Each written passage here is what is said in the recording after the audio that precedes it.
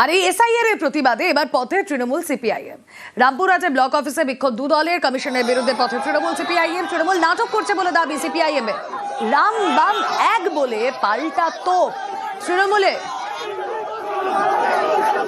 কথা বলবো, অক্ষয় প্রতিনিধি রয়েছেন সঙ্গে। অক্ষয়, দেখো রুমেলা, তোমাকে জানিয়ে রাখি আজকে রামপুরহাট 1 নম্বর ব্লক অফিসের বাইরে বিক্ষোভ দেখান স্থানীয় তৃণমূল নেতৃত্ব ও সিপিএম এর কর্মী সমর্থকরা। আজকে ব্লক অফিসের গেটের মধ্যে প্রবেশ করার চেষ্টা করে তৃণমূল নেতৃত্ব, সে সময় পুলিশের সাথে বচসা হয় এবং পাশাপাশি সিপিএম এবং তৃণমূল দুই দলেরই অভিযোগ যে এসআইআর এর নাম করে সাধারণ মানুষকে নোটিশ দেওয়ানো হচ্ছে, এর ফলে দিনভর হেনস্থা হতে হচ্ছে সাধারণ ভোটারদেরকে।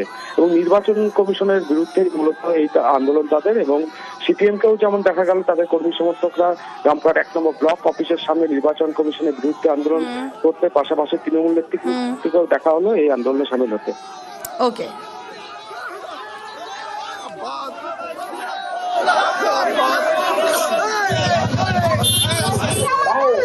দেশের নির্বাচন কমিশন পশ্চিমবঙ্গের মানুষের বিরুদ্ধে যুদ্ধ ঘোষণা করেছে।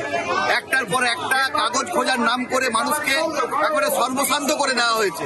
এর বিরুদ্ধে আজকে আমরা রাস্তায় নেমেছি, আজকে বিডিও অফিসে বিক্ষোভ অবস্থান করছি। এই রাজ্যে নরেন্দ্র মোদী যা সিদ্ধান্ত কার্যকরী, মানে যা সিদ্ধান্ত নেয় কার্যকরী করে আমাদের রাজ্যের মুখ্যমন্ত্রী। একদিকে বলছে এসআইআর মানবো না, অন্যদিকে এসআইআর সহায়তা ক্যাম্প করেছে এখানে। ফলে দেশের যে সরকার, সেই সরকারের বিরুদ্ধে বামপন্থীরা গোটা দেশ জুড়ে লড়াই করছে, রাজ্যেও লড়াই করছে।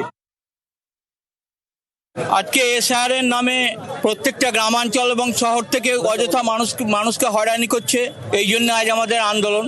ওরা তো সাদাকে কালো দেখে, ওদের কথা বাদ দেন। আমরা এখানে এসেছি যাতে হিয়ারিংটা সঠিকভাবে হয়, বৈধ ভোটার জন্য একটাও বাদ না যায়।